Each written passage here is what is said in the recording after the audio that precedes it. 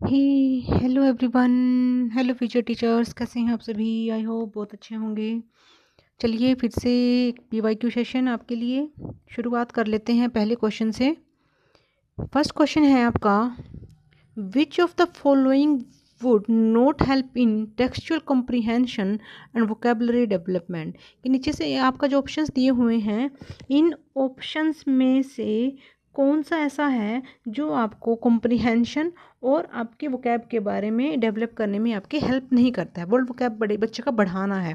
पहला ऑप्शन है theme maps, second option है पिक्चर डिक्शनरीज, थर्ड है वर्ड मैप और फोर्थ है अल्फ़ाबेट चार्ट। कि हमने बच्चे के वर्ल्ड वोकैब बढ़ाना है तो कैसे बढ़ाएगा बच्चा, कौन सा इसमें से सही नहीं है। थीम मैप जितना बच्चों को देखो दोगे, थीम दोगे, मैप बनाएगा बच्चा, उतने ज़्यादा बच्चे का वर्ल्ड वोकैब स्ट्रॉन्ग बनेगा। पिक्चर डिक्शनरी से भी होगा, वर्ड मैप से भी होगा, बट अल्फ़ाबेट चार्ट है, इससे बच्चे की ये जो एबिलिटी है वो डेवलप नहीं होगी। तो आपका ऑप्शन हुआ फोर्थ। अगले क्वेश्चन पे चलते हैं। अगला क्वेश्चन है, which of the statement is correct regarding the two major type of assessment. दो मेजर टाइप के असेसमेंट्स दिए हुए हैं कि इनके बारे में कौन सी स्टेटमेंट इनमें से करेक्ट है। फर्स्ट ऑप्शन है formative assessment goes on continuously through the learning phase. Second option है formative assessment is done before and during the learning phase. Third option है formative assessment focus on the form rather than function of learning. Fourth option है summative assessment is about the sum total of every form of assessment through the year. दो type के assessment की बात हो रही है, एक हो रही है फॉर्मेट असेसमेंट की और एक हो रही है समेटिव असेसमेंट की।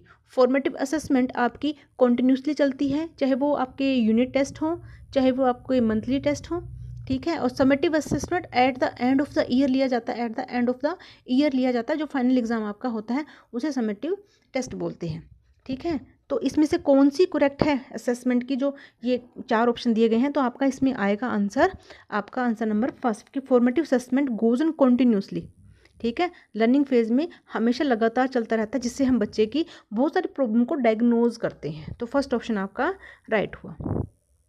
अगला क्वेश्चन है आपका, which of the following does not help in creating an inclusive classroom. Inclusive classroom में ऐसा कौन सा है जो बच्चे की हेल्प नहीं करता इस तरह क्रिएट करने में। सबसे पहले तो इंक्लूसिव क्लासरूम क्या होता है? ऐसा क्लासरूम जहाँ सब समान होते हैं, सबको साथ लेकर हम चलते हैं। बच्चे सारे सेम नहीं होते, सब बच्चों को IQ level, understanding level, ability समझने की जो योग्यता है वो सबकी डिफरेंट डिफरेंट होती है। कोई बच्चा किसी भी टॉपिक को बहुत इजीली समझ जाता है, किसी बच्चे को 2 बार समझाने पे समझ में आ जाता है, किसी बच्चे को हम बहुत बार भी समझाते हैं तो समझ में नहीं आता है। तो वो उनका लेवल होता है हर बच्चे का अलग अलग।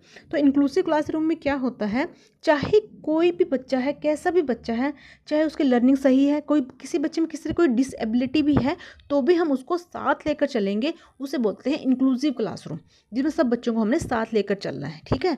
तो इसमें फर्स्ट ऑप्शन होगा adopting a multilingual approach. Second option है having some students as monitor in the class. Third option है peer group interaction and feedback system. Fourth option है गिविंग टीम टास्क, ठीक है। तो ऐसी अप्रोच जिसमें आप बच्चों को साथ लेकर चलोगे, तो इसमें से कौन सा ऑप्शन है जो साथ लेकर नहीं चल रहा? तो इसमें आपका सेकंड ऑप्शन राइट होगा कि having some students as monitor in the classroom, कि कुछ बच्चों को मॉनिटर लेकर चलेगा। ऐसा नहीं है हमारे सब बच्चे बराबर हैं। ये हमारा पहला जो ट्रेडिशनल क्लासेस थी ना, उसमें ये होता था कि टीचर किसी को एक को मॉनिटर बना दिया, पूरी वो मॉनिटर पूरी क्लास पे हक चलाएगा, है ना, हक जब जताता है।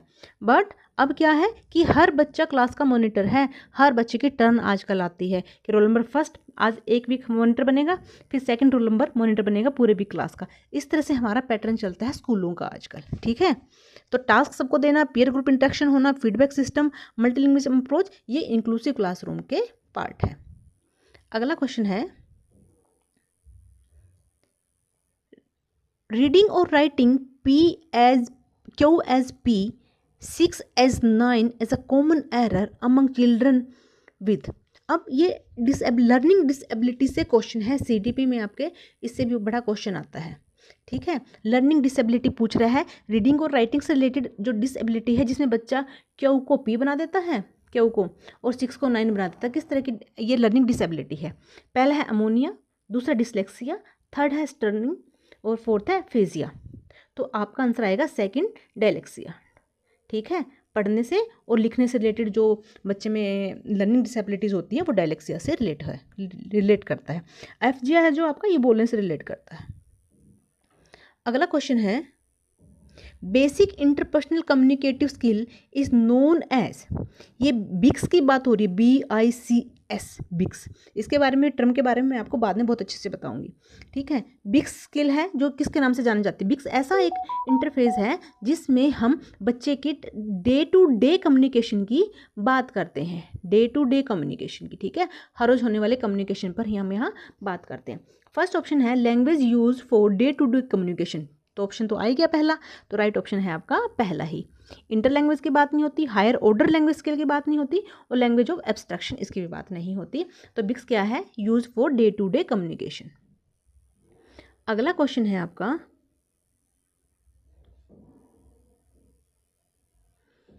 अ teacher teaching English as a second language to Hindi speaking students provides them context and opportunities to engage in little conversation in English without telling them explicit rules.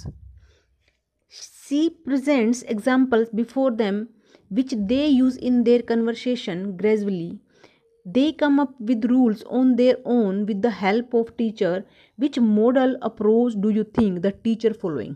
ठीक है, यहाँ कह रहे हैं कि एक टीचर है हिंदी का, जो हिंदी के बच्चे स्टूडेंट हैं उनको सेकंड लैंग्वेज सिखा रहा है, और साथ में वो अंग्रेजी टीच कर रहा है, उनको अंग्रेजी के बारे में बता रहा है, इंग्लिश के बारे में बता रहा है, और उनको वो अवसर दे रहा है, अपॉर्चुनिटीज़ दे रहा है कि आप ऐसे बात करो, उनके कम्युनिकेशन स्किल को इन्हांस कर रहा है, ताकि जो बच्चे हैं धीरे धीरे टीचर की मदद से बोलना सीख जाएं, इंग्लिश में बोलना सीख जाएं। तो किस तरह के मॉडल की बात हो रही है? तो यहाँ बात हो रही है बोलने की, टीचर बोलने की प्रैक्टिस ज़्यादा करवा रहा है बच्चों की, कम्युनिकेशन स्किल को इन्हांस कर रहा है, तो यहाँ कम्युनिकेटिव अप्रोच की बात हो रही है। ठीक है, यहाँ कोई मेथड नहीं, अप्रोच की बात हो रही है कि कम्युनिकेट कैसे बच्चा करेगा। इंग्लिश है बच्चों को आती है, बट उसके बिहाफ पर लैंग्वेज 1 से लैंग्वेज 2 की तरफ टीचर जा रहा है और चाहता है कि बच्चा सेकंड लैंग्वेज में कम्युनिकेट करे। वो इंग्लिश के रूल्स, एक्सप्लिसिट रूल्स और उन सबको बच्चों को बता रहा है। ठीक है, एक इम्प्लिसिट होता है, एक एक्सप्लिसिट होता है, इनके बारे में मैं आपको बाद में बताऊंगी। तो इसका आंसर अब मैं ऑप्शन पढ़ देती हूँ। पहला है कम्युनिकेटिव अप्रोच, सेकंड है डायरेक्ट मेथड, थर्ड है ग्रामर ट्रांसलेशन मेथड, और फोर्थ है ऑडियो लिंगुअल मेथड। ठीक है, देखिए यहाँ पर आप कहोगे ना कि ट्रांसलेशन भी तो हो रही है मैम की, हिंदी है फिर हिंदी में वो बच्चों को पढ़ा रहा है। देखो हिंदी में है बच्चे, टीचर इंग्लिश सिखा रहा है, वहाँ ग्रामर मेथड में सिर्फ ग्रामर पर रूल दिया जाता है, फोकस किया जाता है ग्रामर्स पर। यहाँ फोकस नहीं हो रहा, यहाँ बच्चों को अवसर बोले जा रहे हैं कि आप भी बोलो, कम्युनिकेशन करो, कन्वर्सेशन करो। ठीक है, तो फर्स्ट ऑप्शन आपका राइट ऑप्शन है, कम्युनिकेटिव अप्रोच के बारे में बात हो। डायरेक्ट मेथड भी नहीं है, डायरेक्ट मेथड क्या होता है? टारगेट लैंग्वेज में सीधा बात करना, कि इंग्लिश है तो इंग्लिश टू इंग्लिश ही बात करो। ठीक है, अगला क्वेश्चन है आपका, which of the following is not a feature of the communicative approach? इनमें से कौन सा आपका फीचर जो कम्युनिकेटिव अप्रोच से रिलेट नहीं करता है? फर्स्ट है discovering rules of grammar instead of teaching explicitly, second है डेवलपिंग कम्युनिकेटिव कॉम्पिटेंसी, थर्ड है more focus on form than function, fourth है कॉन्टेक्सचुअलाइज्ड यूज ऑफ लैंग्वेज। ठीक है, कि इसमें कम्युनिकेटिव अप्रोच से जो रिलेट नहीं करता है आपका। तो यहाँ आएगा कि जो आपके कम्युनिकेटिव अप्रोच है वो क्या करते हैं? ग्रामर के रूल तो सिखाती है, डिस्कवरी करवाती है रूल के बच्चों को। ठीक है, और साथ में कम्युनिकेटिव अप्रोच को भी डेवलप करती है, कॉन्टेक्स्ट भी बच्चों को बताती है, बट वो क्या करती है? मोर फोकस फॉर्म पे नहीं, फंक्शन पे ज़्यादा करती है। ठीक है, तो थर्ड ऑप्शन आपका right option, more focus on form than function, form पे फोकस करेगी, फंक्शन पे नहीं। पूरे ग्रामर के रूल भी इसमें फिक्स होते हैं कि आपको ग्रामर, तभी तो आप इंग्लिश सीखोगे, जब आपको रूल सब पता होंगे तभी आप इंग्लिश अच्छे से बोल पाओगे। ठीक है, अगला क्वेश्चन है आपका, which genre of stories is the most relevant to propagate multilingualism and multiculturalism? ठीक है, तो यहाँ कौन सी बहुभाषावाद, बहुसांस्कृतिकवाद को प्रभावित करता है? बता रहा है कि स्टोरीज होती है ना जो, वो किस तरह से सिखाता है बच्चे को मल्टीलिंग्विज्म और सांस्कृतिक। तो कौन सा ऐसा ऑप्शन है जो स्टोरीज के बिहाफ पर बच्चे में मल्टीलिंग्विज्म को और मल्टीकल्चरलिज्म को डेवलप करेगा? फर्स्ट है साइंस फिक्शन, लेंदी टेल्स, फोक टेल्स और ऑटोबायोग्राफीज।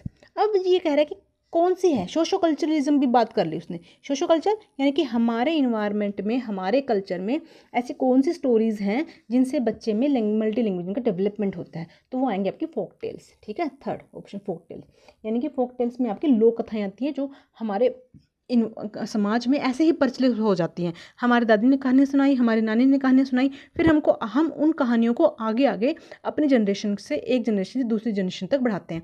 आज बच्चों को पता ही नहीं कि दादी नानी की कहानियाँ कौन सी होती हैं, है ना। हमारी नानी कहानी सुनाती थी, जादू की कहानियाँ सुनाती थी, एक राजा के साथ रानियाँ, एक राजा के साथ लड़कियाँ, इस तरह की कहानियाँ होती थी हमारी। आजकल वो बच्चे कहानियाँ सुनते ही नहीं है, तो उन कहानियों को हम आगे एक जनरेशन दूसरे जनरेशन में बढ़ाते थे, और वो कहानियाँ कहीं ना कहीं मोरलिटी को भी लेकर आती थी, कल्चर को भी रिप्रेजेंट करती थी। बट आजकल वो कहानियाँ ख़त्म हो गई हैं, है ना। हम आगे उन कहानियों को नहीं बता पा, हमें बताने वाले नहीं रहे, है ना।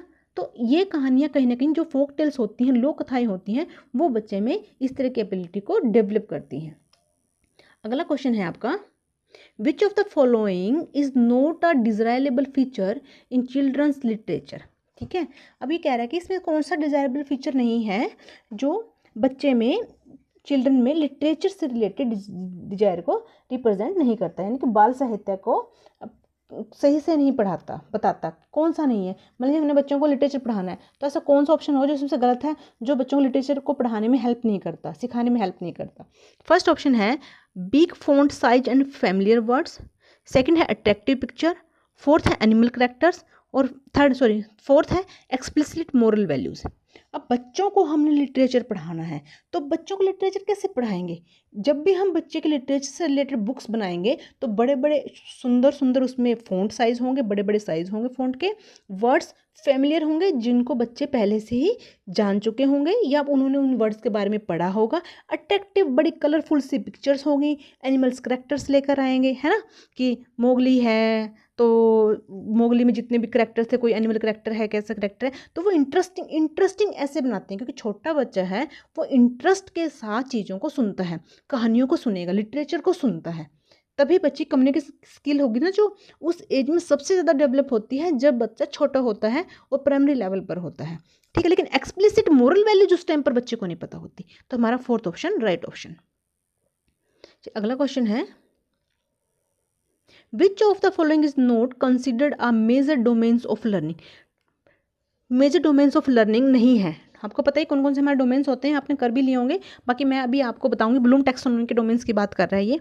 फर्स्ट है इफेक्टिव, सेकंड है साइकोमोटर, थर्ड है कॉग्निटिव, और फोर्थ आपका सोशो कल्चर। इफेक्टिव डोमेन भी, साइकोमोटर भी, कॉग्निटिव डोमेन भी, तीनों ही डोमेन है, बट सोशो कल्चर हमारा कोई डोमेन नहीं होता। ठीक है, तो ठीक है स्टूडेंट्स, ये थे आज के PYQ क्वेश्चंस। फिर मिलेंगे एक नए सेशन में, तो सेशन कैसे लगा प्लीज़ बताइएगा।